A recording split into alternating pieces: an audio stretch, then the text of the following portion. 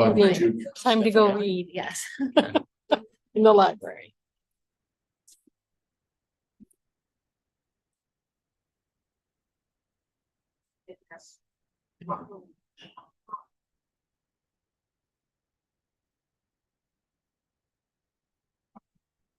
And there we are.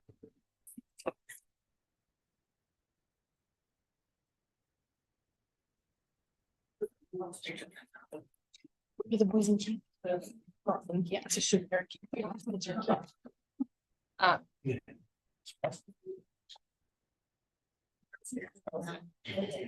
Okay. But that's So- what I can. Since so this is actually Christopher's church, this camp at LA. The guy that does it, he's like an actual clown. He goes around to the elementary school, like does spring, does. Yep. There you go. So. Okay, I'd like to call to order the Board of Trustees meeting of Monday, July 15th. First order of business being, let's introduce ourselves. I'm Mark Kissinger, president. Sherry Whiting, and the board treasurer. Michelle Walsh, vice president. Gail Sacco, almost trustee. Sarah Patterson, trustee. Caroline Brancatella, secretary. And Lisa Schoon's UHLS board liaison. And I'm Jeff Kirkpatrick, the library director. The other member of the board, Laura DeBetta, had a kid medical thing. Hopefully she'll be here late, but she had an emergency with her kid. So she'll try to be here. So the first one is the trustees oath of office. So Michelle and Gail, if you could repeat after me. I do solemnly swear. Together we talk. Do it together, yeah. I do solemnly swear That I will support the Constitution of the United States that I will support the Constitution of the United States of America and the Constitution of the State of New York. and the Constitution of the State of New York. That I will faithfully discharge, I faithfully discharge, according to the best of my ability, the duties of the office of Bethlehem Public Library Trustee. according to the best of my ability, the duties of the office of Bethlehem Public Library trustee. Okay, welcome to the board. Yeah, welcome. Here. Okay, the next. Yep. Sign those and file those officially. The next one is the election of board officers on page 3.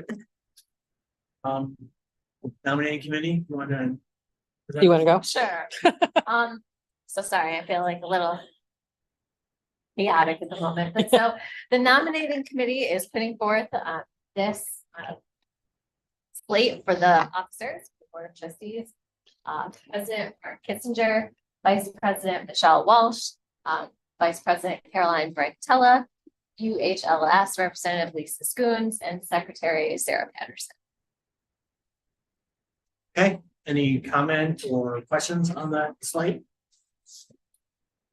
Yeah, I mean, I would just repeat what I said, I think two years ago, that I don't believe that there's a need for 2 vice presidents. I think it slows down decision-making and execution. It creates more work for the board, and adding another officer position is bureaucratic.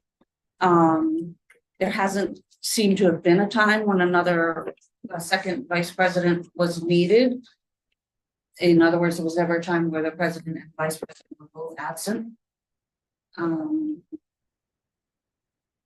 Yeah, and the last comment is just that in this board, anyone can nominate themselves at any time to be president. They don't have to be vice president first. Vice president isn't a training role.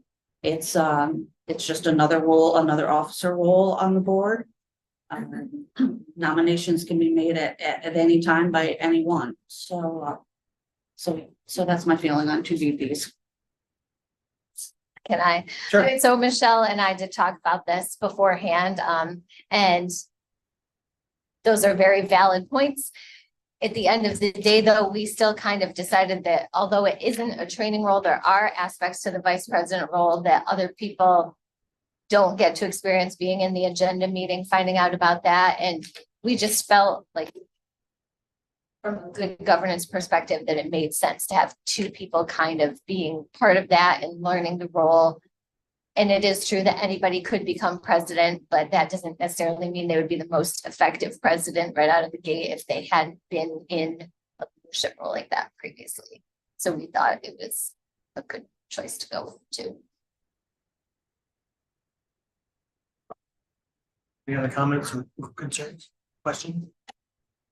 Again, I was just gonna add, I think in light of the volume of work that we have ahead of us and that we've gone through, that Sarah and I also talked about the ability to use the vice president positions to help you, Mark, as president, to delegate roles and not have it all pile up on you. And I think that's a very effective way to run a board that's as busy as this one. So that's why we put forth two vice presidents. Okay. Other questions, comments, concerns? Okay, I'll take a motion. So I move that we accept this slate of officers for the upcoming year. I'll second. Lisa, all those in favor, signify by saying yes or raising your hand. Seeing no opposition, that motion is carried. Okay, moving into public participation. We have any public participation today? Nope, okay, great. Committee appointments. So on committee appointments, there are 4 committees in the bylaws, finance, building, combination, and No. Personnel. Personnel, thank you. Yes. so what I'll do is I'll take people either now or over the next week that want to be on one of those committees. You can communicate to me on which committee you would want to be, or if you don't want to be on one committee, let me know. And then we'll just roll over the committees till the next meeting. I think I'm prepared, but go ahead. Yep, so something to add to the discussion, at least on committees, for at least this upcoming term, the upcoming year as the bond vote. I propose that we have an informal committee, or at least ask volunteers from the board for someone to take point on the rollout of the bond. I think that there has been discussion among the board that, as we continue toward a bond vote in October, that there's a number of board actions that we would like to do with the community and interact with the community. And it will be useful to have someone on the board running point. So perhaps we can kind of roll that into the committee process and look for volunteers to take on that role. Sure, that's a good idea, I think. The other idea I had was in the bylaws, there's not a policy committee. Now, there has been a policy committee, very active one the last couple of years. So I would look to the trustees, do we want to still have a policy committee? And if you're interested, if we do, then if you're interested, please let me know. I just wondered, I know that the policy committee, Charmaine especially, is very busy. Mhm. Are there any policies left that she didn't already tackle? There are, because of the change in the nonprofit corporation law, we have to keep the policies at least more frequently refreshed than we had to do in the past. So even though they get done, they very quickly roll around to needing to be done. Even if it's just, hey, we looked at the policy, we recommend it back to the board that it goes up again. It can be relatively easy, or it can be more intense depending on this. I would also say that we probably have to keep a policy committee open, as we are committed to continuing to review the meeting room policy throughout the year. That's true. That, depending on what comes up, we will need a committee to take over those tasks. Okay, that's great. The other issue I was thinking about was last year we had everyone on the building committee. I'm not sure if we need to continue that, but I can definitely see the positives to do that. But there are some negatives as well. So people can think about, do we want, I just named everyone to the building committee because it was such a big issue. But that means every meeting is board meeting, basically, of the building committee, I mean, not technically, but. Right, because the issue is if there is a decision that needs to be made quickly. Right. It might be hard to get everyone all together to Exactly. make that decision, so there is some thinking to do there, yeah. Yeah, I think it's important to note as we, should we move into actual construction, then the need for a committee of the board who can make those financial decisions quickly. You can't wait a month to make that. So that, but there is, no matter what the vote says, there's no way shovels are in the ground before this time next year. So it may well be a decision that could be very important at this board meeting next year. I remember, sorry, Jeff, I remember that we talked about that, and you explained that to me. No worries. And there will be, assuming the bond passes, or even if the bond doesn't pass, there are gonna be this building like decisions we have to make. Throughout this year. This board year. So just people should think about whether they want all, I mean, we can talk about now or later, but do we want everyone in the building committee or not? That's kind of the question. I'm curious, what's the law regarding Zoom meetings? If everybody is on a Zoom meeting, is that considered an official board meeting? We can't, so we have a self-imposed regulation about, well, it meets the law, but it's how many people can be on that Zoom. So we have to still have a quorum in the building. If we're having a board meeting, then we need to have a quorum we need to have a quorum in the room. Committees are different. Because there's no board actions that are possible at the committee. But if there was a discussion about the building, that could not be done by Zoom unless there were 4 people. If the whole board was the building committee. If you wanted a discussion of, say, the interior or. As long as you're not making any financial decisions, it's about, are you making decisions for the library that would need to be voted on, then that has to be done in the board meeting. And we have to have quorum, and it doesn't necessarily have to be on Zoom, but we have to be in the building and we have to have. So make sure if I understand that correctly. So if we have a building committee of 7 members. Yep. And the building committee talks about, let's say, the children's room interior design. Right. No decisions are made, but there's a long discussion leading to a decision. Can that be done on Zoom as a committee meeting? I realize the board meeting can't be done fully on Zoom, but can a committee of the building committee of 7, we want to talk about interior? I think the answer is yes, but I'd like to have legal opinion on No, that. that's fine. I think that's one of the issues. It's like, I mean, but the question is, the committee size is over 4, then you have. The same And you have, commission. then you move into actual board meeting status. Right. Right, yeah. I mean, the goal of the committees when they were formed, like recently, was to make the board meetings shorter. That failed to protect because of the issues, mostly because of the issues that here in the committees were a good way to generate discussion on the issues, but still it didn't make the board meetings any shorter. So I think the committees are a good thing. It's good to dive deep on issues and have real discussions. We're just gonna ask a lot of questions of staff and consultants and such, but it doesn't really make the meeting short. I mean, So if I'm correct, to answer your question, Gail, if we were all on the building committee, which we have been, and all 7 of us were on Zoom for a committee meeting, yes, we could do that, but we could not, no, we couldn't because we could not do that because it would then de facto become a board meeting, right? that's the thing. You're in a complicated area, and I don't think we typically do that, but if it was like that, you could, in no way could you take any action. That's what I thought. I will say this much.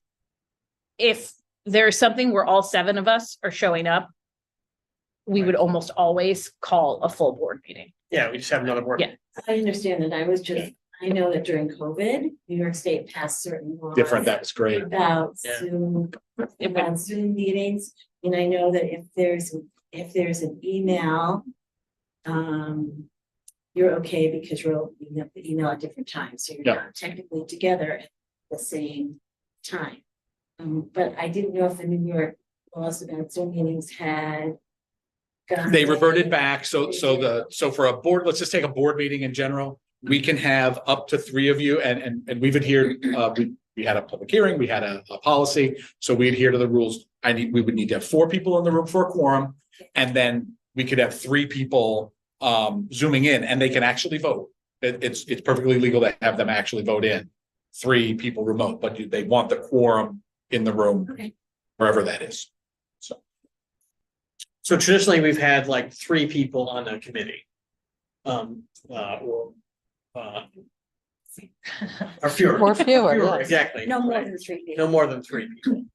Except with the exception of the building committee last year, which were not. So again, just think about that, get back to me, we'll, I'll do the appointments at some point, then, the next meeting, and we can talk about it. If you don't want to be a committee, it's totally fine, please let me know. No one's gonna be forced to be on a committee they don't want to be in. So, and the committee structure is also, has lots of flexibility if you want to take it a certain way, and it's very flexible, so like depending on the person actually. Okay, any questions on that? Okay, going into board annual authorizations on page 4. Okay, so this is just a list of the attorneys that we are allowed to work with, the insurance brokers that we use for healthcare and, well, it's all our insurance, the library auditors, the banks that we are allowed to use to keep for funds to be on deposit, our official newspapers, and just because we're going to construction, we wanted to put the TU back in here. Normally we have the spotlight, but we want to, we would publish in the TU. I guess we could do it anyway. Anyway, we put the TU back in as our official newspaper as well. The board meeting dates, and then these specific authorizations about the treasurer, the petty cash fund, all of these things, the fact that we can pay some bills early without the need for pre-authorization, and then the vote with our insurance company. Do we need a We motion? do, Yeah. yes. I make a motion to pass the listed board authorizations. Second. Carolyn, Michelle, any discussion, questions? Okay, those in favor, signify by raising your hand and saying aye. Seeing no opposition, that motion carried. Going into I holidays. just wanted to ask a question of Jeff. Yeah. Sure. Those couple of notes, I think for banking and what was the other one? Insurance? Yes. When are the RFPs due for those? So we actually, so the RFPs, the question is, do you want to put the insurance out to bid? So what we've done is, yeah, we did it last year. So we send but it's not the RFP for the broker. Okay, That's separate. Then when they go out and they put our insurances out to bid for us and they seek quotes from a bunch of different insurance agencies and they come back, that the board asked them to do that last year. And so we just did that. Okay. I wasn't sure how you wanted that represented on there because Okay. it's different than getting an RFP for a separate broker. Okay. So, so we don't have anything really that we have to do this year. Okay, moving on to holidays and closing so we slipped the board meetings in here. and board meetings.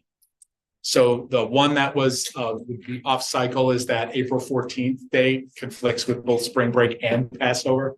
So it seemed like a good idea to kick that to the 20. Just kick it to the 21st, which is the following Monday. We take it away from Passover and spring break. You happen to know when Easter is? I don't know. The 20th, Sorry. Oh, the 20th. The 20th. so that's like Easter Monday. Yeah. Sounds great. It's not great. Do you want And to the slip it? 7th is start of spring break, is that 7th's too early, isn't it? For, a month? I mean, we could do it. It would be off cycle. I don't know financially. I mean, it's a day, it's either the 8th, which is the earliest it could be, Right. or the 7th. I mean, it is doable. You're just not gonna have as many invoices to approve, right, but it's doable. Okay. It's traditionally you would kick it not. So spring break, the Easter, that is the end of spring break. Right. So it's literally the 14th, the week of the 14th. 14th on to the 21st. So we want to do it on the 7th? I can do it. It was just a suggestion. Yeah, no, it's a good suggestion. Keep it away from Easter. It just might be a abbreviated packet, all that stuff. It's hard for us to get that information together sometimes. So, I mean, you're doing, the cadence would be March 10th, April 7th, Yeah. May 12th. Yeah. If you do a 21st, that 21st is kind of, it's out Yeah. of whack, yeah. Yeah, I think the 7th is better. Okay. In my mind, but Do you need a motion? But now, Tanya did say. Yeah. no, that's the 8th is the normal, sorry, that's the earliest we can normally do a board meeting, being the second Monday. So the 7th would be basically, I mean, you can do it Tuesday too. It's not like, you can, but I don't think that helps us with the Passover spring break thing. I can move it to the 8th. I'm just saying, Oh, set it okay, to the yeah, 8th, sure. yeah. Does that help you at all one day? Or we could do it Easter Tuesday. We could do it. Or Easter Tuesday? Okay, all right, that's fine. Thank you. Yeah, no, it's fine. I'm trying to help. Yeah, what's better? Would it be better the Tuesday after Easter? Would that be better? I mean, it's late. Well, look, I know I asked the question. I'm not Yeah. entirely sure doing it Easter Monday is that bad. Right, Okay, I'm just thinking people. but I get And people to guess travel. If people are It's- traveling, they're home Yeah. that night. Yeah. Most work starts that Monday, right? Well, and I think it makes sense when Mark was saying the cadence is at the beginning of the month. If we shift that one down to the 20th, it's jamming it up against the next one, I feel like too closely. So I feel like we go with Yeah. this. Yeah, it seems like the 7th is logical. We'll do it as long as we accept the packet. Yeah, pack it Yeah, in different. exactly. Yeah. I make a motion to move the April 2025 board meeting to April 7th. I second. All those in favor, signify by raising your hand. There you go. Motion passes. And then do we need a motion? Well, you just said generally they're this day, Generally this day, except for the so, yeah. October. You The can- October 14th, that's after Columbus Day. Columbus. I do need a motion on the holidays and closings. Yes. Is there any change policy here? I think No, there's no, they're all it's the same. normal, Okay. just think to look down here at Christmas in the middle of the week. It's always makes it a little bit easier when it's not on a weekend, because then things get really strange. Shall be open the 26th. then. Yep. Okay.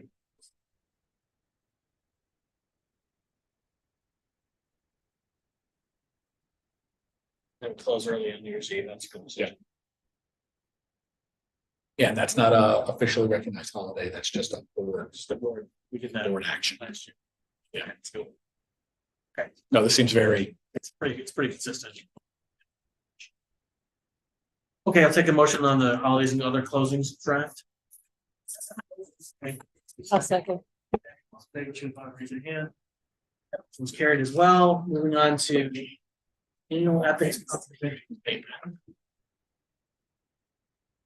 Okay, so this is something we just have to sign, right? Yep. Understand.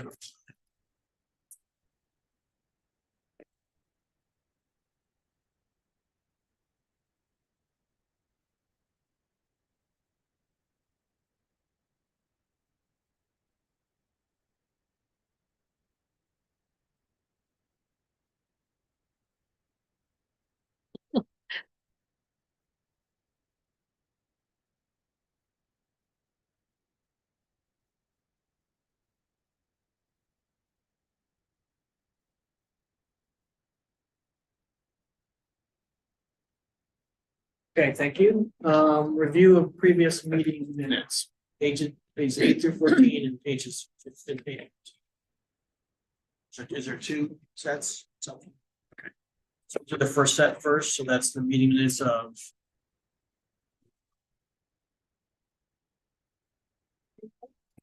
Yep, Monday, June 10th.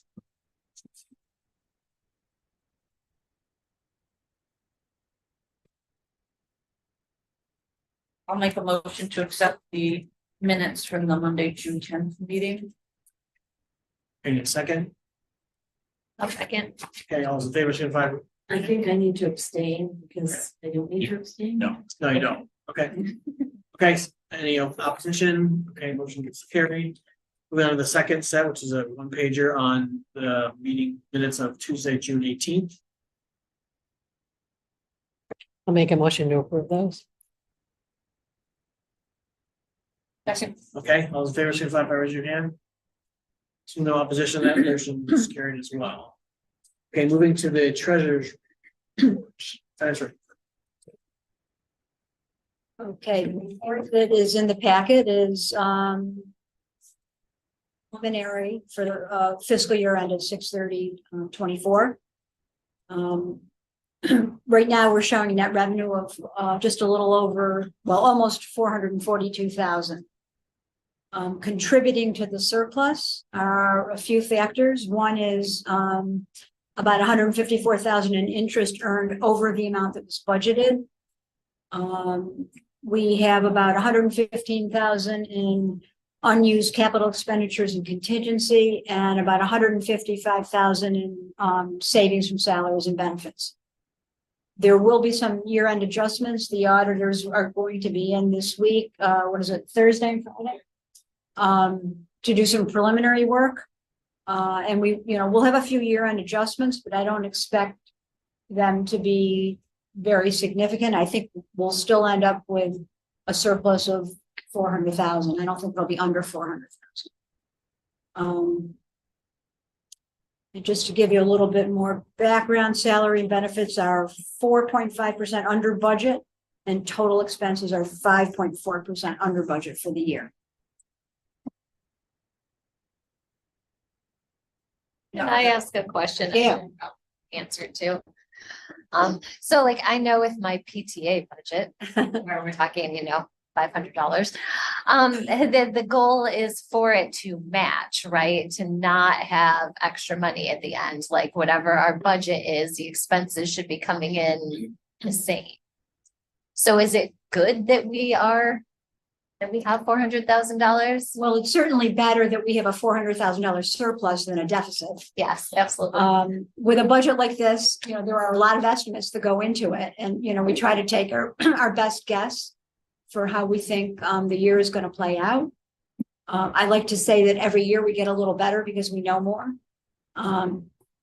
There's also, a lot of factors that happen that we can't predict that can impact the budget. So, particularly because we're looking at a building project, and we have been thinking about a building project for a number of years, it has been helpful to build up our fund balance. So if we don't spend this money, if we have a $400,000 surplus, it goes into our fund balance. It increases our fund balance, which means we have some more cash in the bank that we don't really need to spend. But we could decide to spend it on something like a building project, or, if the bond doesn't pass, if we go back to the drawing board, if we decide we're just going to get some new carpeting and some new bookshelves, we've got some funding to do that without having to borrow money. But you're right. I mean, generally, the goal is to try to come pretty close to breaking even or having a small surplus. But I think our circumstances, we've been moving towards this for a long time, moving towards, some type of a capital project. Okay, thank you. Sure. I'll also say, a huge credit to you, Sherry, is that at least I think 25% of that surplus is due to, I won't say unexpected, but interest from investments that came in over budget, which I think we're wise not to count on. But we commend you for putting us in a position to earn that. Thank you. And also, I would never have considered budgeting $200,000 for interest. I'd be, very concerned that we'd actually be able to earn that much. It just turned out that rates have remained consistent. We've been able to roll over the treasury bill, the CDs, and rates have remained very consistent, roughly around 5%, which is really amazing. I keep thinking that it's not going to last. So, I'm hesitant to budget that much more for interest revenue next year because, things could change quickly. So that's a very hard thing to project. It's, you need a crystal ball. Nobody has one. We were just lucky that the treasurer targeted the right investments, right? So, yeah, because like Caroline said, we can't predict investment revenue. Right. The other big swing is health insurance. Maybe we do the best we can at predicting it, but Right, right. We've been pretty good about it, though. We have been, I think, under budget for the last few years on health insurance, but not by a lot, but we haven't, been way over. But there's always going to be a year where that could happen, so. And just for the benefit of the public, I'll say that, in the coming year or in the coming 4 years, we do have significant increases in salaries that were negotiated at the end. I know we're budgeted for that, but like I said, I just want to say for the benefit of the public that, we're mindful of that and making sure that it was both increases in retirement costs and those salaries and health benefits can all be met moving forward. I would also add, there's unexpected things that happen in budgets. For example, Frank Walk has a sudden need in concrete and it needs immediate repair. Things like that are very costly. In New York State has been known to suddenly bill back for 30 or 40 years because they've decided they've made an error in something.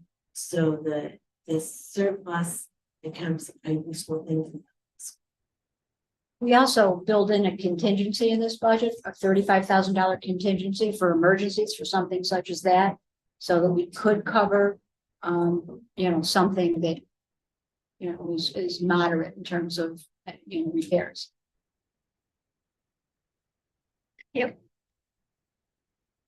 any other questions for Sherry on the treasurer's report or the warrant checklist? Thank you for all your hard work on that, Sherry. Thank you. I need a motion on those on the check. So move. Second, Second. okay, all those in favor, signify by saying yes. Aye. Seeing opposition, that motion is carried. Going to personnel, page 36. The 1 month. Hmm? Got the 1 month of none. We had several months with no folks. So I've got a couple positions here. I would like to request to fill the library page position. That's the action requested down below. And so that's one, that's a separate thing. And then I would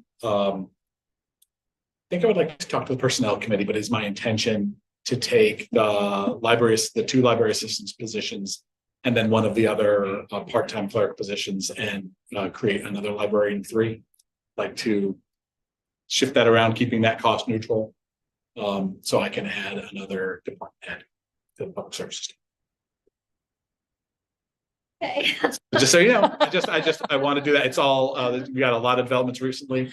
So I will be back asking for that next month, but we'll be, personnel committee, we'll be having that discussion. So the one I'm asking for right now is the request for the library page position. Part-time.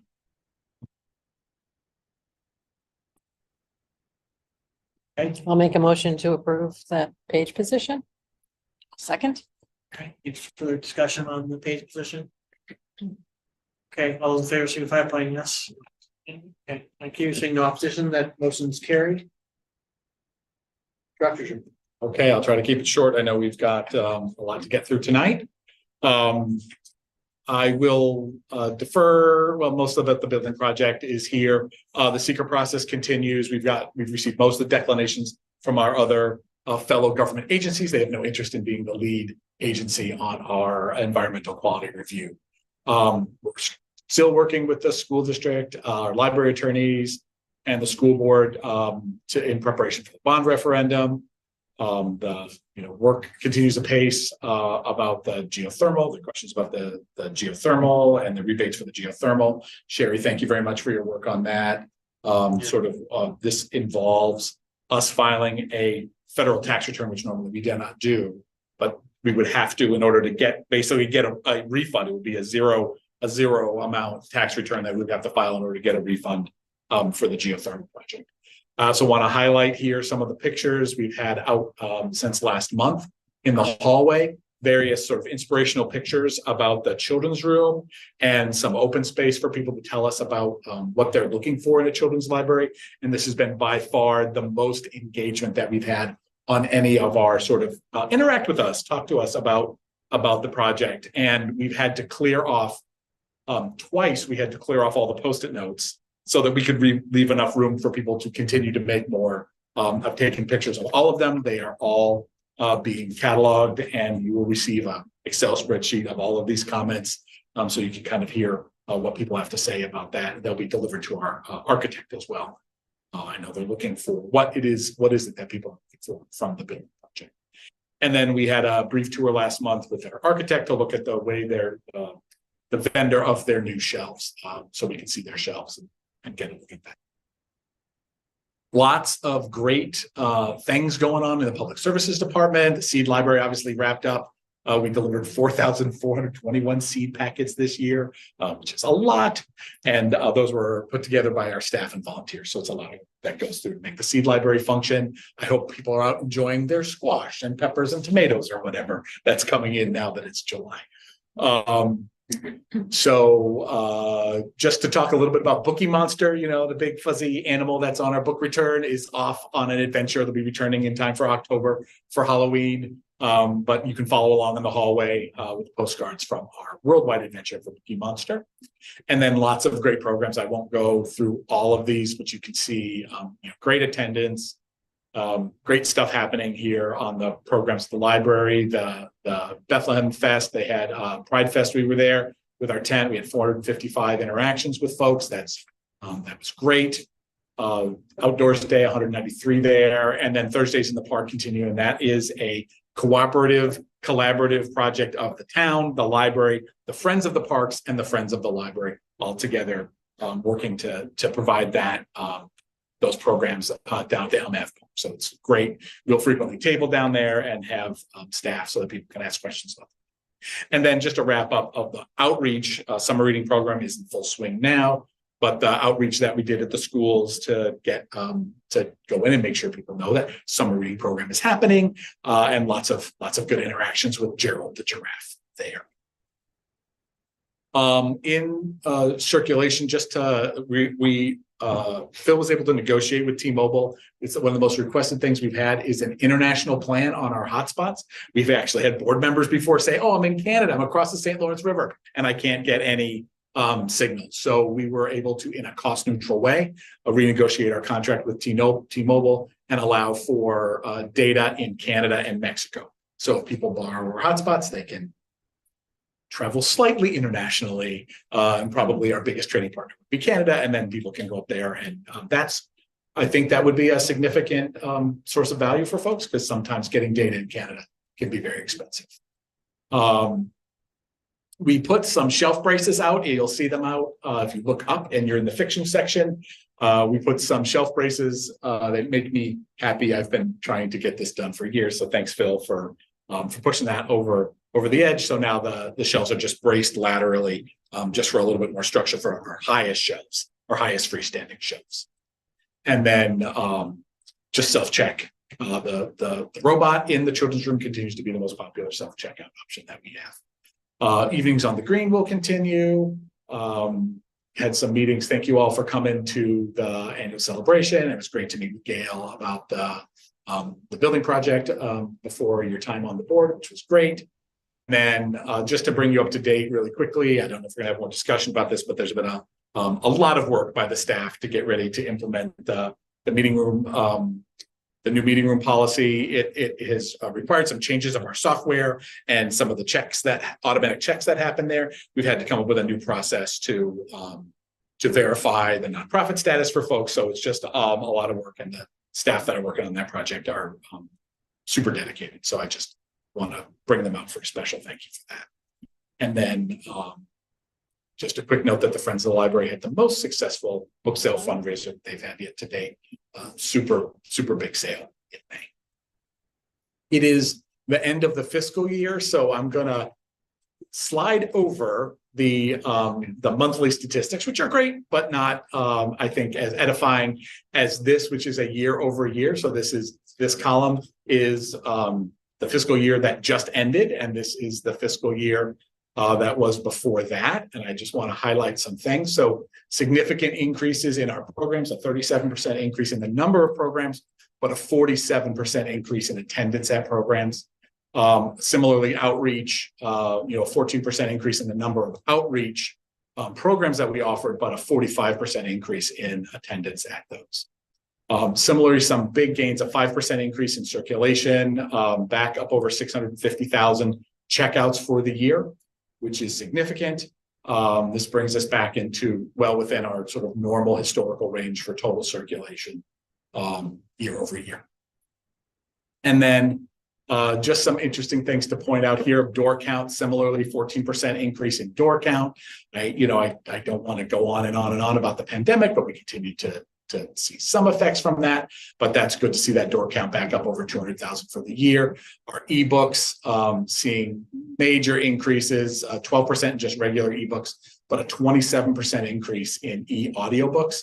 So this is just the continued demise of CD audiobooks as a thing. It's not that it's gone. It's not that we stopped buying them, but obviously our public is telling us exactly how they want to experience audiobooks, and it's through downloadable versions of them. A big increase in e-magazine this year, and then some modest increases in streaming video use, and then and overdrive. So just looking at this just is a good picture, is a good look back for the year of circulation. So this is total circulation. I will not belabor this point too far, but I'd love to go through some longer trend overall circulation, start looking at the breakdown between physical circulation and electronic circulation. Obviously, electronic circulation continues to increase at being more than a quarter of our total circulation, and physical circulation continues to moderate slowly downwards as more folks switch to electronic. That's that. I just had wondered, Jeff, if you had any insight in that significant increase in magazine use, because I thought the numbers in recent year or in past years. It's all e-magazines. So it's electronic. So this is electronic magazine. What down at the bottom, it's electronic magazine use. Overdrive changed the way they highlighted magazines on the Overdrive app. So the collections that we have there are more visible to people. Before, they had to kind of go and find them. And now people, when they log into the Overdrive app, if they're searching for a book, they see the magazines presented quite far forward, quite far up in that app. And it just continues to drive people saying, oh, you've got electronic magazines.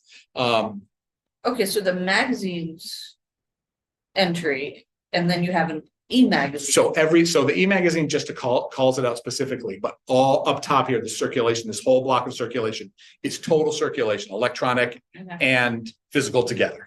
So I'd just like to report that's our business. That's our total circulation. Gotcha. We've got all the breakdowns in each one of these categories. I just didn't want to go into a 45-minute Right, so the diatribe increases in paper magazines, it's e-magazines. It's definitely not paper magazines. I know there's been a lot of comments on the kids board where people were talking if they wanted a bigger magazine section, and I understand that that's a thing that people want.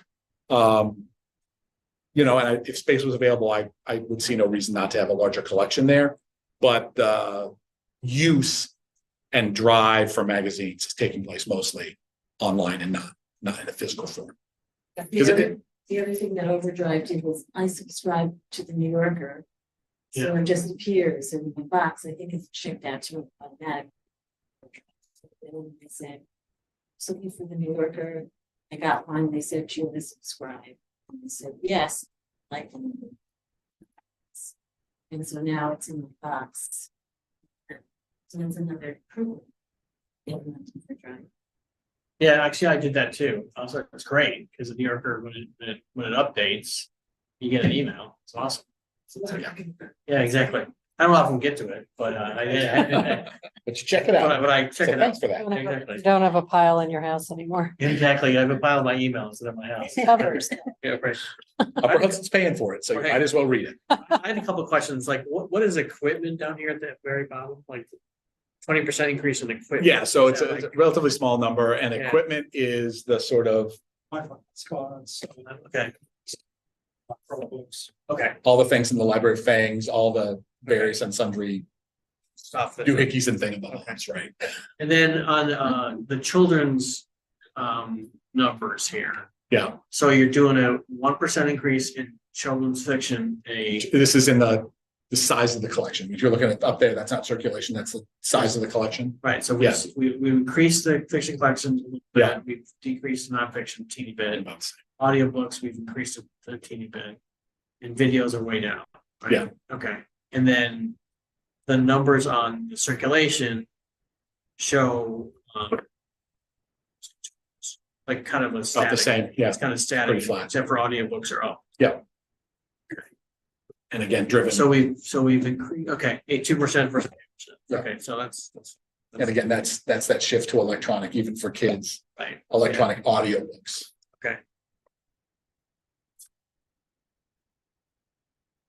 When you And say electronic audiobooks for children, do you mean the books that have the actual audio part attached? They're in there. Or are So- you talking about like going on your device and downloading an audio? So we're for children? mostly talking, so those box books Yes. are in there, they're counted as audiobooks. Okay, But also, we're mostly talking about downloadable audiobooks on Libby and Hoopla that are focused for kids. Got Yeah, audiobooks have been, of all the formats, the most heavily, well, taking magazines as an ultimate exception, we'll put that to the side.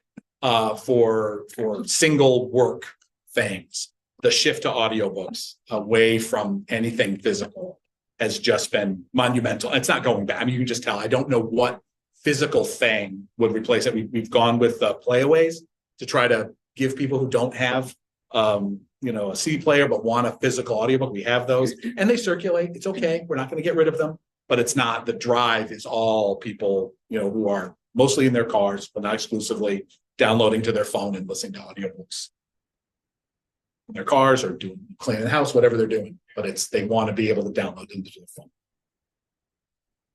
So, that's that. Okay, any questions for Jeff on these numbers or anything in it? No, okay, thank you. UHLS.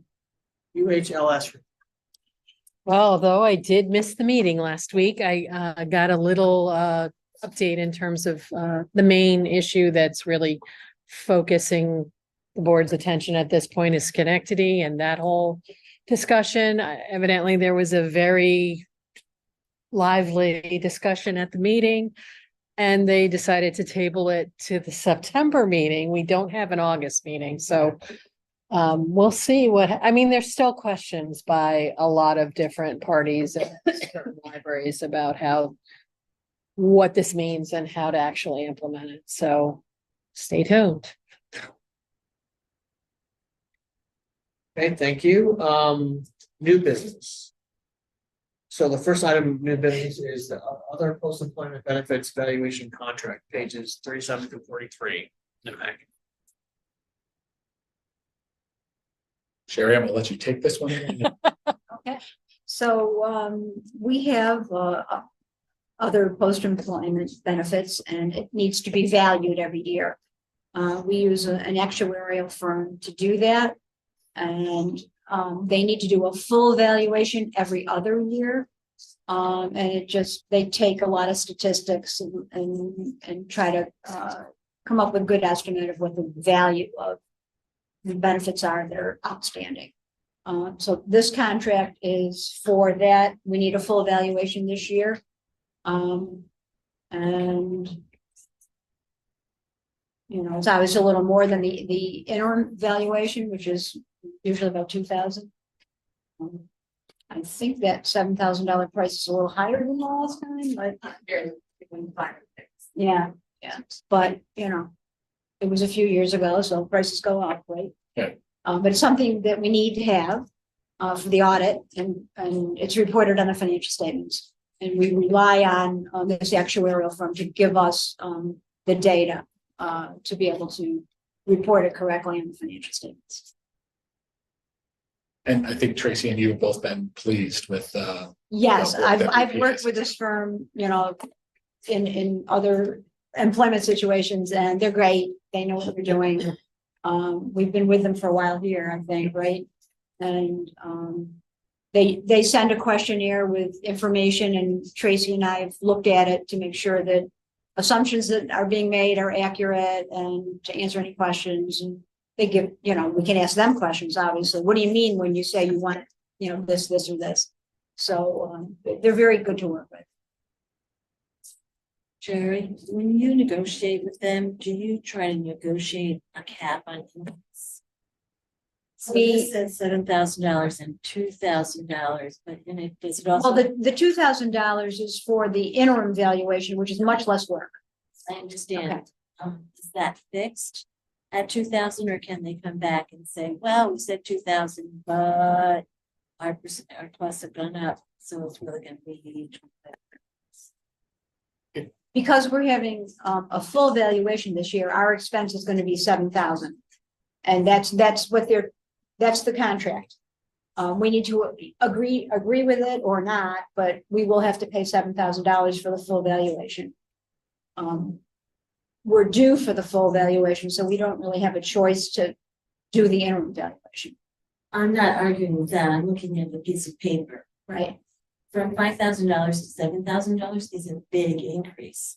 Sometimes when you negotiate with people, you negotiate and ask them to do a percent cap on what the maximum increase would be. So I'm asking if that's appropriate. I don't know if that's appropriate for this kind of firm, but I'm also saying that the following year, they're saying it's $2,000. So my other question is this set at $2,000, or can you come back next year when it's interim and say, oh, you know, it should be $2,500.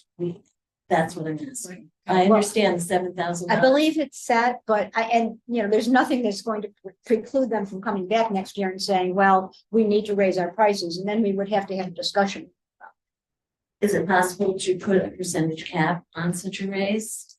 I don't know. I haven't dealt with them in that way before. So, Well, am I correct that these proposals are for now? These Yes. proposals are Yes. for this space and time? this fiscal year. So you were agreeing to the rates for for the service that we need at this moment. Yes. And then when we need them again in 2025, they will propose rates then. I understand what you're saying, Gail, is that can we say to them, will you hold this $2,000 rate for next year when we need the interim? But that may or may not be the way they do business. I'm not sure it's possible, but I do know that you can negotiate a contract with someone and say, hey, prices are going up for all of us. So, if you're gonna increase, is there a cap on it? But I do hear that it's $7,000. That's like a huge increase. Over 5,000? Well, That's almost a 50%. but that's From 2 years ago. 3 It years doesn't ago. matter, it's a 50% increase. It's a Well, lot, it's but a- we also went through COVID and a lot of prices went up. As we started coming out of COVID, we had a big increase on our audit fees because they increased salaries. They're trying to keep their people. So it is a large increase. I don't think we've gone back. I mean, that would be Tracy really, right? She works most closely with. We've sought out other quotes from other agencies. This is the company that is highly recommended by our auditors. They like Yes, the right. report. This report feeds right in directly into our audit. And our auditors have recommended this firm as the firm that we should go with to do. I get what you're saying. I understand the $7,000. I'm not saying that we should not go with this Yeah. firm, or we should not pay $7,000. I'm just concerned that in 2 years, they went up almost 50%. It's 28%. I think that we need to be accurate about that From because 5,000 to 7,000. I just did the math, if I did the math correctly. I think that it's the 28%, but I'm saying that for the public benefit. Saying that something went up 50% is very different than saying that it went up 28%. So I just want to be precise about that. Yeah, and I said, I'm reading the contract to say that on page 39, it says the interim valuation fee includes calculations to reflect updated economic assumptions of the interim measurement date. Additional fees may apply if plan amendments or changes are made during the interim fiscal year. So plan amendments or changes. So this is about basically the only other post-employment benefit that we have Right. is our healthcare. So Right. healthcare, right. So they're just trying to get, what's the net present value of this Right. obligation the library has for people? Yeah, I know you get, for healthcare. And they need to be able to feed that into our audit. We're required by GASB to have that audit. And we have had quotes from a couple different companies for this. And our auditors seem very pleased with this company. So even if. No, but what I'm saying is in this contract, they say it's $7,000 and then $2,000 Yeah. for 2025. But Because they don't, So almost they, never change. they would the have to fee. come back and negotiate a new contract if they wanted to raise that. An Unless amendment we to- made, Right. just make plan amendments or changes. Correct. If we change the retiree health insurance, how that would Right, work. but we didn't anticipate doing that, right? Right. So, Do we have a ballpark on what our retiree population is? We do. Yeah, I know it's not that large. No, so the 17-ish. And it fluctuates up and down. As life, Yes. so. And just again for precision for the public over the, based on a $7,000 price, it's a 28% increase. Based on the previous $5,000 price, it's a 40% increase. When we say throw out numbers out there, I mean, and I've learned this through our bond process. When we throw out numbers, I think that it's in percentages and we're telling the public what we're spending. I think it is important to not guesstimate that. Right, and I think the next time we would go to seek evaluation from them, I don't think it's inappropriate for us to say, would you lock into a long, GASB, OPEB is not going away. Our requirement to this isn't Right. leaving. So we could seek a longer term contract to see if they could lock that in. We could ask them. I don't know if they'd be willing to do that because of the sort of bi-yearly, all of the contracts that always come in. When it used to be 3 years, when it was full valuation, interim valuation, they would quote us for 3 years. When it went to full valuation, interim valuation, full valuation, they quoted us for 2 years. That's their cycle for these. So we would ask them if they could be willing to lock in to a longer contract. I just don't want to see us, yeah, no, it's a good point. I'm just trying to save the library more efficient use of some money. I looked it up last year. Yeah. 2 years ago, it was $6,000 for the full and $1,500 for the. So we're totally wrong with prices. It's not, I think. Gail's is not an unreasonable question to at No, least ask them, you not at know, all, hey, can yeah. we put a cap? Yeah. Yeah. But I- No, not at all. I think that's a great question, actually. We should try to do that, definitely. All right. We need a vote on that. Yeah, this is over my authorization limit, which is $5,000, so I can't approve this contract. Not a vote. I move that we approve the contract. Melanie, second. Second. Michelle, all in favor, signify by saying yes. Seeing no opposition, that motion's carried, so contract approved. Moving on to construction manager contract, page 44 through 66. Okay, it is a big contract and we went back and forth. What in here did you need to see? We just throw the whole contract Right. in the packet. You don't feel the need to go through this with a fine tooth comb. We sent this off to our attorney at Whiteman, Oster and Hannah. They proposed some changes, which were sent back to Schoolhouse. And keep in mind that we approved Schoolhouse as our chosen contractor at last month's board meeting. Right. After the interview process, they were selected as our firm. We went back and they have a contract. Our attorney reviewed the contract, sent it back to them with proposed changes. All of those changes were accepted. And this is the as proposed, same fee as we approved last month, but this is the formal contract. So I'm ready to sign this. Provided they change your title. Yeah, I was just gonna say, it's a superintendent of school. Yeah. Fair enough. Well, no, it's okay. I'm ready. I was trying to slip that in. Jody might not be ready for that. Okay. Surprise. A dual appointment. right? Yeah, we'll go ahead and make that change. It's not an issue. So what is the term of this contract? When does it start? So it starts as soon as it's signed there. Actually, they've already made some initial reach outs to Ashton McGraw Okay. on our behalf, so they can be brought up to speed. Okay. And then the term is till the end of the building project. Is there a So- date or is it just a It's- floating date at the end? It's floating in. Okay. How would you define the end of the building? When there's a substantial close to the building project, it gets filed with the state. I mean, it can go on for a bit, Right, that's what I think it could go on for years. Yeah. Right. So it's. but the when bulk of their work, seal- when the yeah. Certificate of occupancy is issued or with people walking in the building, I mean, like, you know. well, we file with the New York State Education Department. The project is closed out. And Okay. Right. that's sort of our official closing. Okay, So they're responsible. These are the folks that would be responsible for actually coming up with the phasing plan. So they want to work with our architects and make sure, because we've said we're going to phase the project. We're going to be open for the most part while we're under construction. These are the people that figure out how to actually make that work so that we can be open during the project. So Ashley McGraw recommends that we bring them in now, and I think it's a good idea. They are your representatives as far as construction is concerned. They are separate and independent from our architect. They are not the architect's firm. They don't answer to the architect's firm. They answer to you as the board, and they are your contractor, and they are sort of the bridge between, as we move out of design, they are your bridge between design, construction, and the board.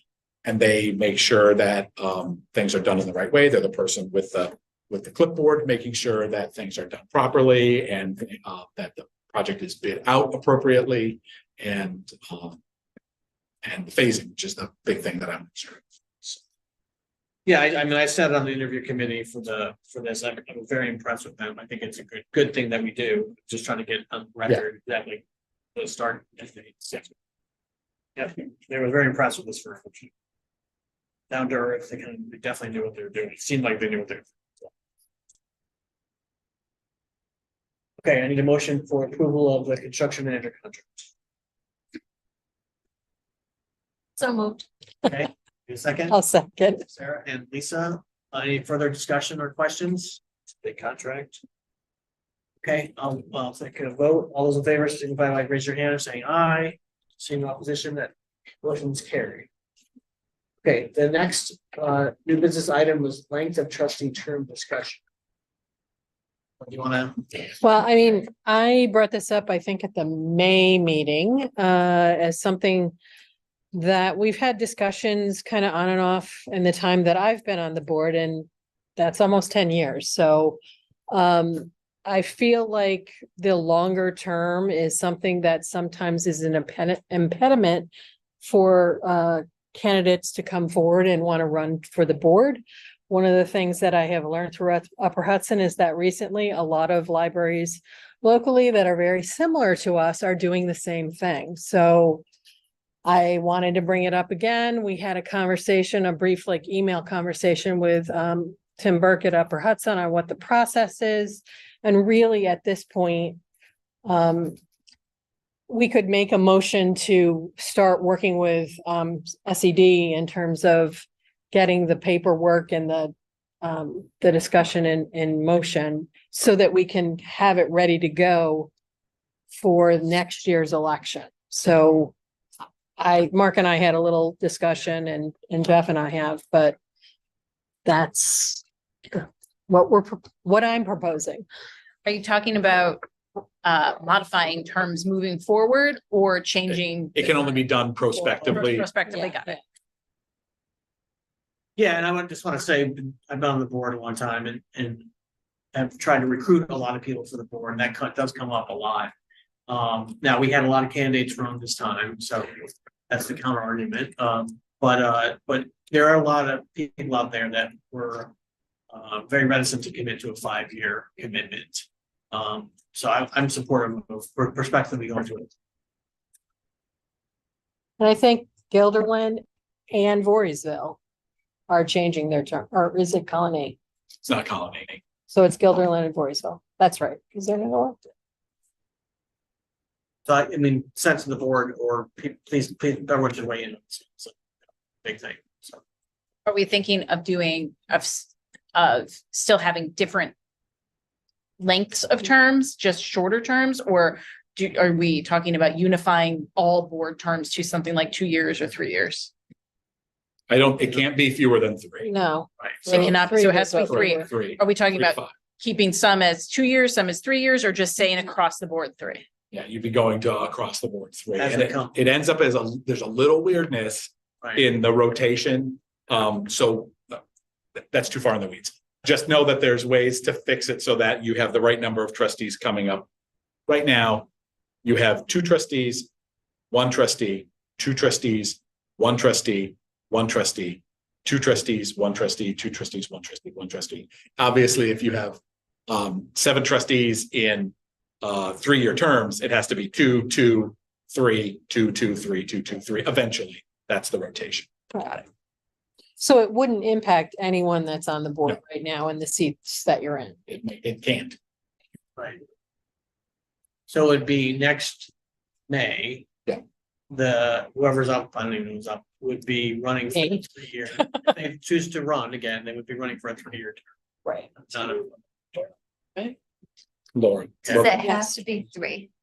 Could it be 4? It Why? could be 4. Yeah, no, it could be 4. That's My belief is that it can be any 3, 4. Because I sort of feel like 5 is a big commitment. But I also feel like I'm ending my second year right now. If I only had 1 more year, I feel like I'd only be having 1 year where I was like actually contributing anything. It's just how Yeah. I feel, you know what I mean? So 4 to me seems maybe where I'd feel more comfortable falling. That's just, I would agree that that's what I hear from everyone is how long is it? 5 years? That's a long, that's a big commitment. On the other hand, we all did it. And a lot of people have been reelected several times now. I worry that if we go to shorter terms, we'll have less expertise, possibly less insight, less organizational memory. Yeah, I think that the learning curve is kind of great, especially if for anyone like myself who wasn't on a board before joining a board, that 3 years might be too short. I mean, I don't know that we've surveyed term length of other boards, but I know in both of those cases, they're 5 and they're going to 3. I think your experience in attempts to recruit is not different. We're not in a unique situation. I think they're trying to figure out different ways to address the same concerns. Right. Just from a process decision, I'll give you my very brief. We wanted to have Tim Burke here tonight. He's not available. But just from a process thing, should the board want to pursue it, whatever meeting it is, if you want to pursue this, you pass a motion to say we're interested in pursuing this. That then kicks off the Division of Library Development to go and do their homework. They would then prepare resolutions, several of them that would request the charter change. That would that they would send that back to us. They're the experts of these charter changes. They would they would give those resolutions to us, which would then have to be passed at a board meeting. That's when it would become your official request to change the charter. And then it goes off to the regents. It gets approved at the next regents meeting. And whether if it were to be done at this meeting, the next meeting, or the meeting after that, that all gives plenty of time for the regents to do their job. They're not going to push back on this. This isn't a charter change that's likely to see. It's sort of one of the things that's up to the board to request a charter change for. So the timeline would still work for the May election. But if it goes on much longer than that, longer than a couple more meetings, then you might be more looking at holding off, doing that timing, and then working on it for 2026, just because you don't want to get jammed up waiting for having passed a resolution, waiting for the regents to come back with an approval to the charter change, and then having to deal with our public notice deadlines at the school district for the election. So that's the only concern on the timing issue.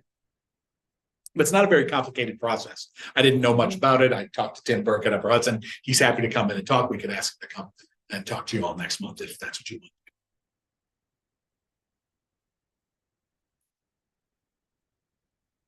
Is there interest in doing that? Having Tim come in? I'm not sure we need him, honestly. Okay. I think we sure if we give any new information. I mean, I think we just heard, I think what's the deal? Right. Yeah. Yeah. I think the only thing I'm interested in is if the lowering of the term had any kind of impact on recruit. It might be too early to tell, I but don't think they know yet. Yeah. Right. had any, And Gilderland, the other thing they're doing is reducing the size of their board at the same time. Oh, so then So never get it for you. Yeah. their board is huge. Okay, So okay. And the only other thing I could think of, if we go down to shorter terms, there's greater turnover. Well, I guess that's only assuming people on. potentially, Let's say there could be greater turnover, and that's more time on the part of the board in determining possible candidates, recruiting possible candidates, orientation to the board. Right. Later on. I mean, there are some downsides to going. Oh, yeah. Yeah. Yeah, definitely. well, I'm gonna play devil's advocate and say we've had a lot of people leave the board because the term was too long and they were doing other things. So then you just basically are spending time finding candidates to fill vacancies. So, I think it cuts both ways. I kind of like the 4 years, actually, when I think about it, but, you know, it's a good compromise. And does that help with the cadence of the? Probably It's not. 7 doesn't fit. There's nothing divisible by 7 until you, would you want to have 21 board members? Yeah. I think that's too many. I'm opposed I to mean- that, just for the record. 14, Jeff, you know, 14. I mean, as like the newest, well, not anymore, the newest board member, but you know, you guys have all been on for like a long time. So I'm just speaking from my perspective of right now. I'm at the end of 2 years and I feel like I'm just really getting to a point where I like know what's what. So then if I only had 1 more year, sort of to speak to what Michelle's saying, like the knowledge I've learned could get lost pretty quickly again if I don't run or don't get elected again. But I do think 5 is a long time and it feels intimidating, so I just like the sound of 4. And just to kind of, I mean, bring this into the context of other conversations going on in Bethlehem. Yeah. So there will be an initiative this year to extend, it's the supervisor's term, which is currently 2 years, to 4 years, on the idea that 2 is not enough for, gives you some runway. I believe all town board members' terms are 4 years. Yeah, So there is, some other office that's going.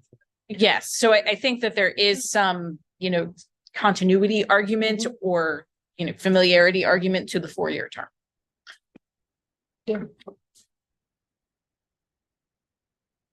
So do we want to do a motion, want discussion, how do you want to handle this?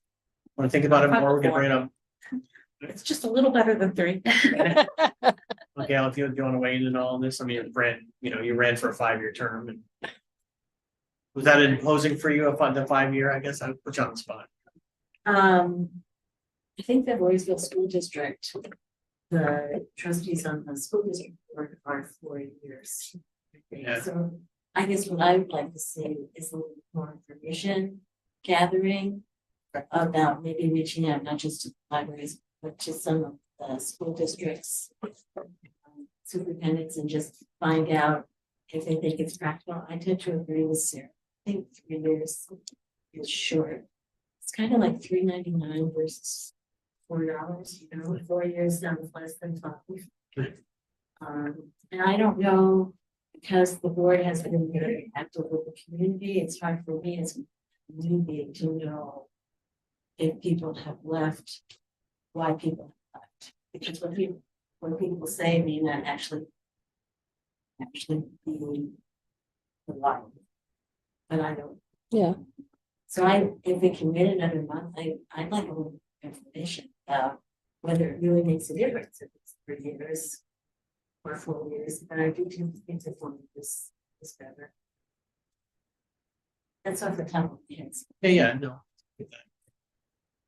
Okay, so why would we do that? We do information gathering, bring it back to the Yeah. agenda item for the August meeting as well.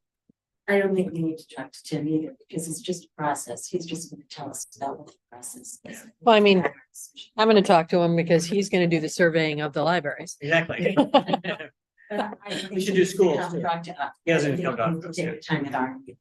Oh, yeah. Okay, great. Other new business ideas or other new business? Okay, moving on to old business, building project update. Want to do a quick update or? I ran through most of it, back in my director's report. I guess, we're still working with the school district and our attorneys to figure out exactly the mechanism for running the election. So, that's a little bit up in the air, which I don't love, but we'll get that locked down shortly. Yeah. And, we may need to have a special board meeting towards the end of this month or at the beginning of August if we need to pass the actual resolution for the wording of the referendum. The board has to pass that and authorize that. So in order to make, our next board meeting is the 13th, the school district meeting is the following Wednesday on the 15th. And they wanted more than a few days to review that. They wanted a little bit more time to do that, and their date isn't very mobile because of the publishing dates that need to happen. So we may need to drive a special meeting earlier in order to pass that resolution. But don't be surprised if I call you in August, towards the end of July. Lots of notice. lots of warning, what that resolution looks like. I don't have it in my hand, so I can't give you an example of that. Okay. But you would have that well in advance in your hands before any special board meeting, and then call a special board meeting. If we can get 4 people, I know July and August is difficult with everybody's vacations, but if we can get 4 people in the room, we can get that resolution passed and put in front of the school district so they can then do their jobs. Make sure that it gets the notice gets put out to them. So. Sure. I have a couple of things I wanted to ask, some of which I'll just need to put it on the table. I wondered if the board or the trustees would ever consider postponing the vote. I think that nothing would be lost in terms of the work that's been done. I think given the presidential election and the political climate right now, which is money, money, money, everything's supposed to be more about lettuce, it's supposed to be more to go to the restaurant, it's supposed to be more to do this and more to do that. That the larger environment is not good. And I think there's been a lot of things going on at this board that have needed priority attention, and that will continue to need priority attention. It seems to me that it would be reasonable to say to our public, we're hearing you with questions and we've decided to stop and consider this a little bit longer. I don't think it should be postponed forever, but I'm just thinking it should be postponed past the November election and possibly into maybe next March. So I'm not expecting, I mean, I know I'm new and I know that this train has been running, but I just wanted to put that out there. I think it would be to the advantage of the library and the project to consider.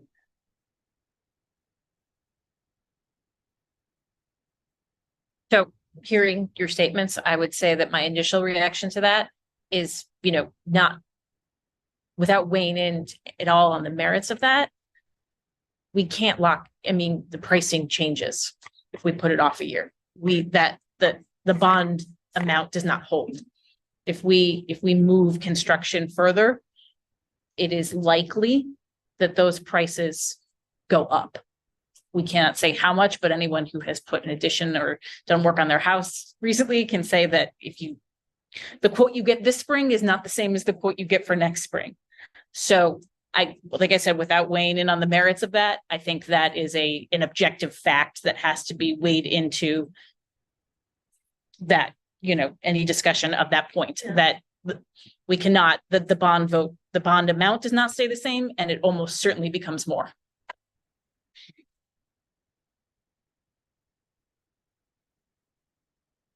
I would suggest though that perhaps that could be investigated.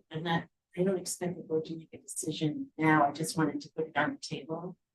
That maybe that could be investigated, but I'd rather talk to the community that's been a little bit more than having fun, referendum fail because of circumstances that are outside of our control.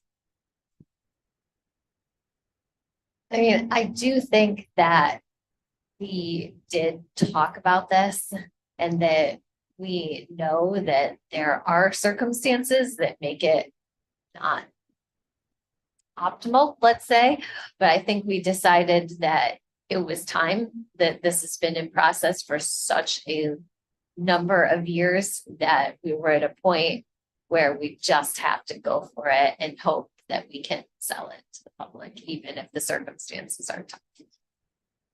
That's not to say we couldn't change our mind, but I think we did have this conversation. And we've had many, many conversations, and it would be inefficient use of the board's time to revisit something we've discussed for so very, very long. And I absolutely agree with Caroline that it is never getting any cheaper.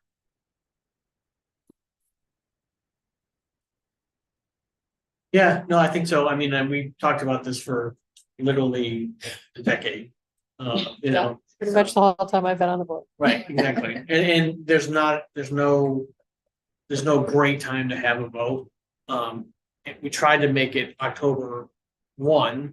That the schools will cooperate to get it as close. Get it far away from November.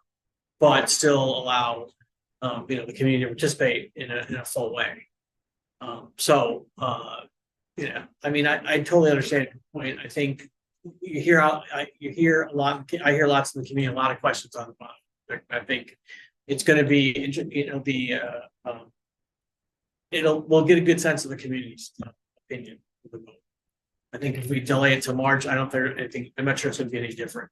Yeah, I agree with that. I'm not sure what would change in a political, I mean, I shouldn't say that. Lots of things can change on a dime. But it is, if the community rejects it in October, it is very unlikely that opinion sways some way by March. But I would also say that saying that we have put a decade into this, and certainly in the last few years, if the community that wants it, they're going to vote for it. If the community doesn't want it, they're not going to vote for it. I would rather see the board put as much effort as we can into communicating with the public about why we have put a decade of effort into this and in so much work into it in this past year. I'd rather just see us, do flat out run for it and then see what happens, acknowledging that it might not succeed. I do think it's important, we talked about during the committees, to create maybe a committee or a person to be the point person on the outreach. I think we need to do that. I don't know, I was having a conversation with one of my neighbors and she said, oh, it's too bad that bond vote didn't pass in May. And I'm like, we didn't even have the bond vote yet. That was just for our regular budget. So I think there's there's confusion out there that it's up to us now, we've chosen now to give it the full press. So that brings me to my next suggestion. I think that it would be worthwhile to hire a consultant. My understanding is that legally, if it's marketing material, i.e. material on what the building is going to look like, what youth services part is going to look like, all of those kinds of things, that the library can pay for that. And that the only thing that the Friends would have to do is if it says vote. If it says vote yes, when we did this, so I've been through this once, right? So among other things, there's a phone bank. You go after the people who are doing yes votes. You don't worry about the no votes. So one of the things that happened in Royceville was we had a phone bank. Volunteers did the phone bank. My concern is that all of us are saying the same thing and giving similar, not the nuances, but similar messages. And I think having a consultant would really be useful for trying to talk to the public. It's a $35 million building and there's 28,000 people talking to, and we're 70 plus. I don't know what's going on with Friends at all. So I think I would suggest that maybe we consider hiring a consultant to help with the messaging.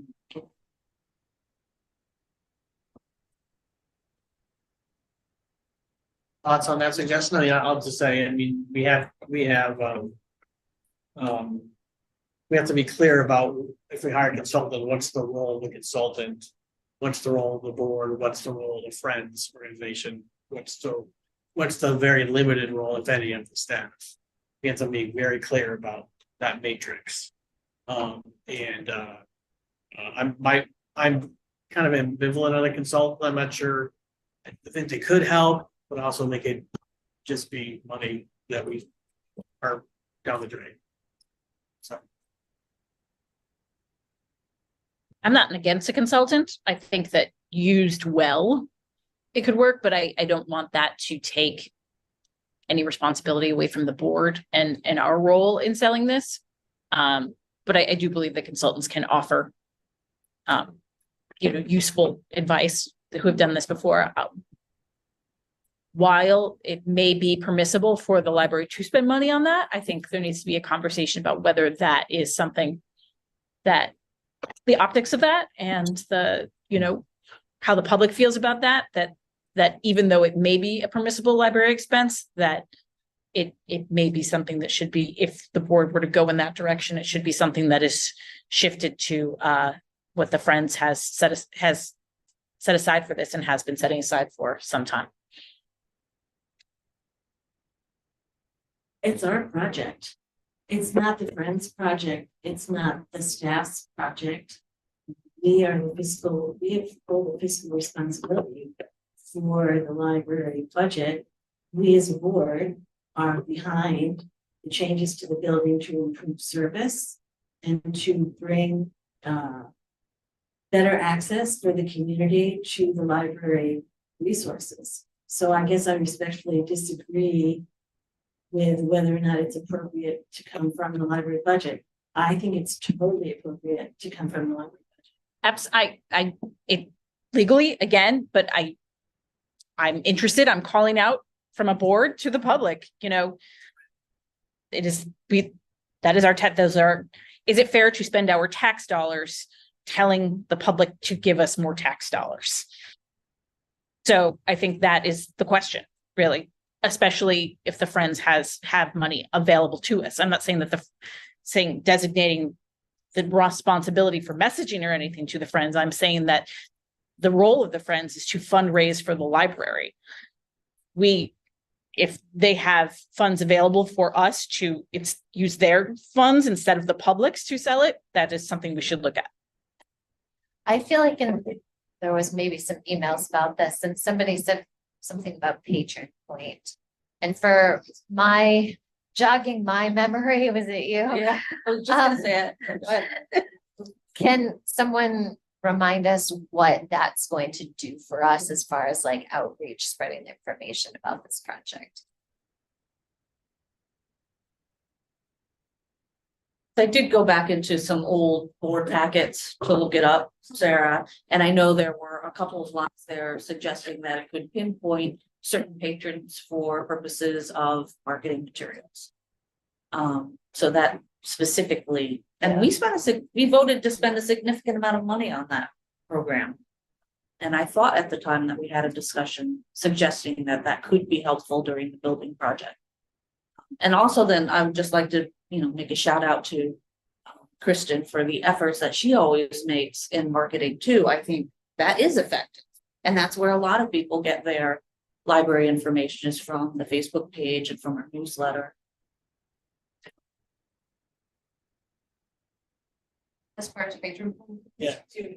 I think we were thinking more of like the communication of the actual project, explaining how the phasing goes, because we can't, we wouldn't be able to use it to market it directly, but we can segment populations to target with information.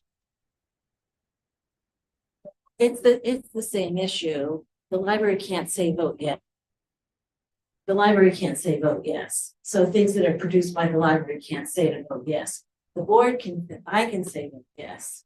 I can say to my neighbor, I want yes, as an elected trustee. But anything that's produced through the library can be marketing material from the library money. But it can't not be directed at vote yes or even vote. It's got to be just information. We've been slamming the public with information about the project. So, hopefully that helps in their decision making process. But yeah, we wouldn't be able to use that. Okay.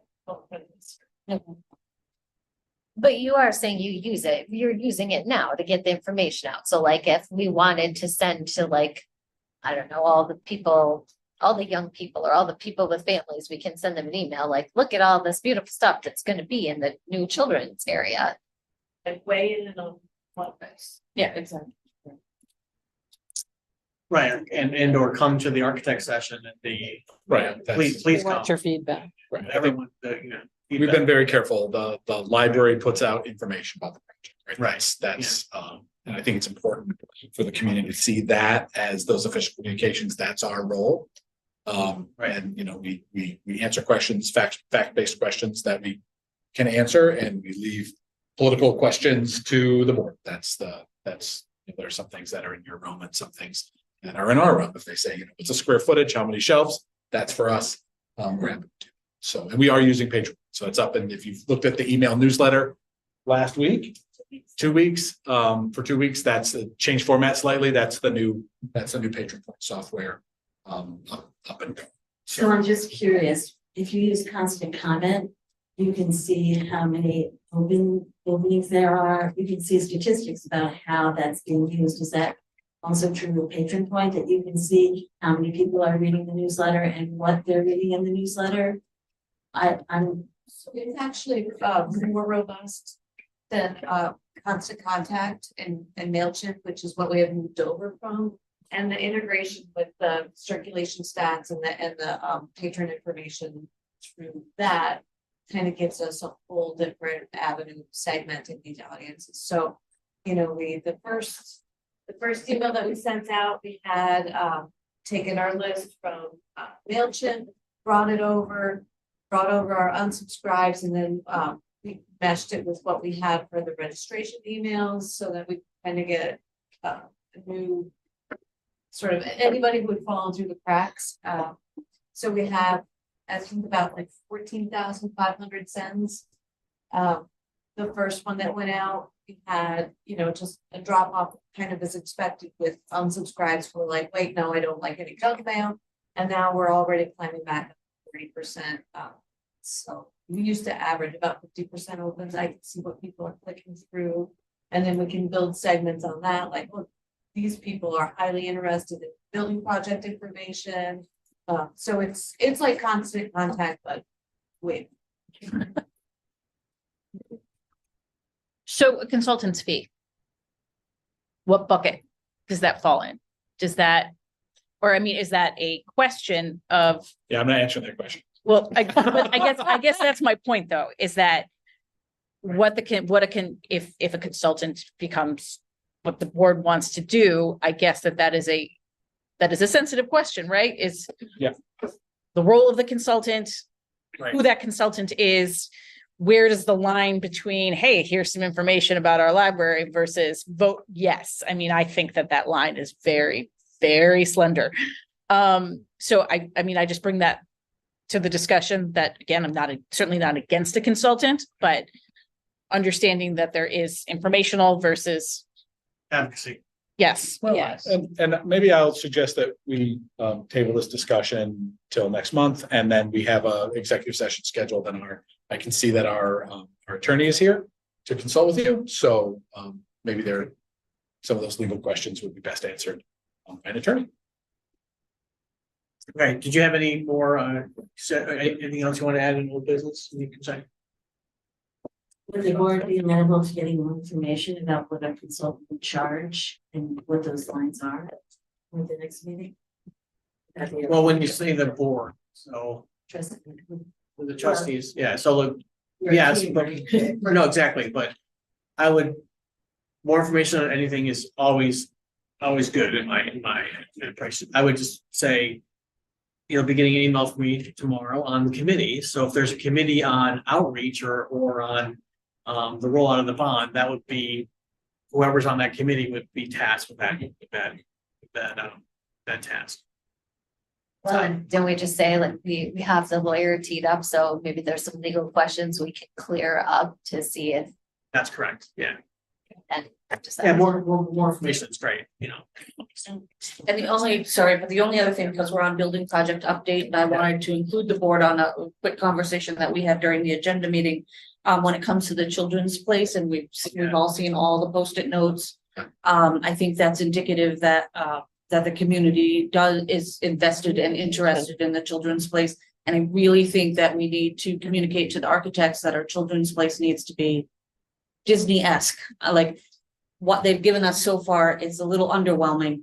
And I had just thrown out like clouds on the ceiling and treasure map carpets and something really needing a wow factor. So anyhow, that's a conversation we had during the agenda meeting. I just wanted everyone else to hear it too. I think that's, thanks, Michelle, because you talked about that. And I think just from the signs alone and the responses from the public, clearly this is the premier part There's lots of people interested in a lot of parts of the building.